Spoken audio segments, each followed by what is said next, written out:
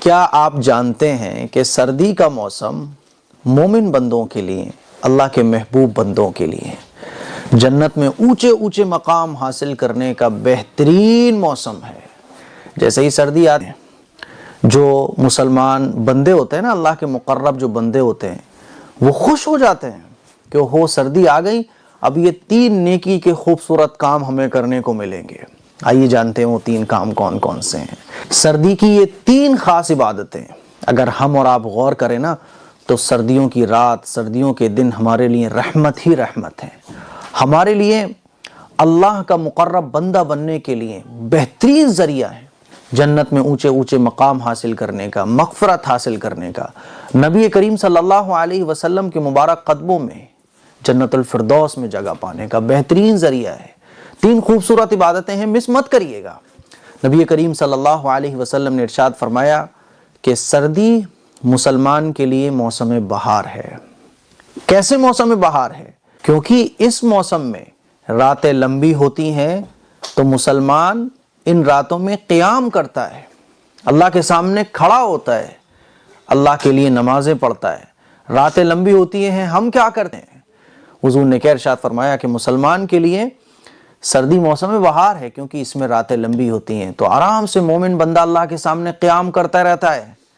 گرمیوں میں تو دن بڑا ہوتا ہے نا، راتیں چھوٹی ہوتی ہیں، سونے کے بھی لالے پڑ جاتے ہیں، صبح اٹھتے ہی پھر کام میں لگ جاؤ۔ سردیوں میں راتیں لمبی ہوتی ہیں، ٹائم ہی ٹائم ہوتا ہے اللہ کے سامنے قیام کرنے کا، اللہ کے لیے نماز پڑھنے کا۔ قیام سے مراد نماز۔ اور حضور نے ارشاد فرمایا کہ سردی مسلمان کے لیے موسم بہار ہے۔ کیسے؟ کیونکہ دن چھوٹے ہوتے ہیں، تو مسلمان ان میں روزہ رکھ لیتا ہے۔ سردی کے جو دن ہوتے ہیں روزہ رکھنے کے لیے بہت آسان۔ آپ صبح سو کے اٹھو، جاب پہ چلے جاؤ، جاب سے واپس آؤ، افطار کا ٹائم ہو گیا، روزہ پتہ ہی نہیں چلتا۔ ایسے سمجھ لو جیسے گرمی میں ایک کھانے کے بعد دوسرا کھانا، سردی میں اتنا ٹائم روزے کا ہو جاتا ہے۔ تو اس طرح سے سردی جو ہے موسم بہار ہے مسلمان کے لیے۔ راتیں لمبی ہیں، خوب قیام کرنے کا ٹائم مل رہا ہے، اور دن چھوٹے ہیں تو روزہ رکھنا بہت آسان ہو گیا۔ ایک صحابی رسول ہیں جن کا نام ہے حضرت عبید رضی اللہ تعالیٰ عنہ۔ ان کے بارے میں آتا ہے کہ جب سردیوں کا موسم آتا تھا تو کہتے تھے، اے قرآن والوں، تمہاری راتیں قرآن کی تلاوت کے لیے لمبی ہو گئی ہیں، بس تم قرآن کی تلاوت میں وقت گزارو، اور روزے رکھنے کے لیے دن چھوٹے ہو گئے، تم روزے رکھو۔ رات لمبی ہے، ہم لوگ کیا کر رہے ہیں؟ موویز دیکھ رہے ہیں، موبائل چلا رہے ہیں، اور سونے میں اپنا ٹائم اسپینڈ کر رہے ہیں۔ حالانکہ یہ راتیں جو لمبی ہیں، یہ اللہ کی طرف سے انعام ہے۔ اگر ہم چاہیں تو ان سردیوں کی راتوں کو اپنے لیے انعام بنا سکتے ہیں، نعمت بنا سکتے ہیں، اور سردی کے دنوں کو اپنے لیے عبادت کا ذریعہ بنا سکتے ہیں۔ روزہ رکھ کر جاگیے، راتوں میں آپ اللہ کے سامنے قیام میں جاگیے، راتوں میں اللہ کے سامنے قرآن مجید کی تلاوت میں۔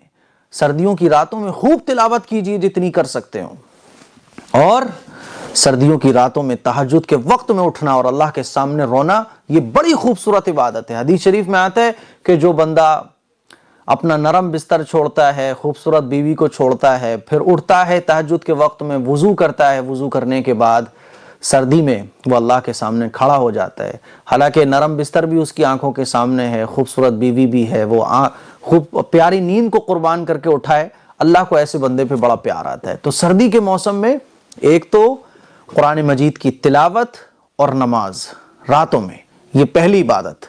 دوسری عبادت روزہ، اور تیسری عبادت ہے، بہت سارے ضرورت مند ہیں اس دنیا کے اندر، بہت سارے ایسے لوگ ہیں جن کے پاس سردی سے بچاؤ کا کوئی کپڑا نہیں ہے، کوئی کمبل نہیں ہے، کوئی جیکٹ نہیں ہے۔ گرمیوں میں تو آدمی بچ جاتا ہے، غریب سے غریب آدمی بھی گرمی سے بچ ہی جاتا ہے، لیکن سردیوں میں بچنا ممکن تب ہی پاسبل ہوتا ہے جب کچھ اوڑھنے کے لیے ہو۔ کتنے ایسے لوگ ہیں جن کے پاس کمبل نہیں ہوتا، جن کے پاس رضائی نہیں ہوتی، جن کے پاس کوئی اوڑھنی نہیں ہوتی، کوئی جیکٹ نہیں ہوتی، سردی کی راتوں میں ٹھٹرتے ہوئے وہ لوگ سو جاتے ہیں۔ اللہ کے نبی صلی اللہ علیہ وسلم کے ارشاد ہے کہ جو مسلمان کسی آدمی کو، کسی ضرورت مند آدمی کو کپڑا پہنائے، تو جب تک اس کے بدن پر کپڑا رہتا ہے، کپڑا دینے والا اللہ کی رحمت میں رہتا ہے۔ اور حضور علیہ الصلوۃ والسلام نے ایک دوسری حدیث میں ارشاد فرمایا کہ جو شخص کسی کو کوئی کپڑا پہناتا ہے تو اللہ تعالیٰ اس کو جنت میں جنت کا سبز لباس پہنائے گا۔ میرے عزیز بھائیوں، سردیوں کا موسم یہ بڑا خوبصورت موسم ہے. آپ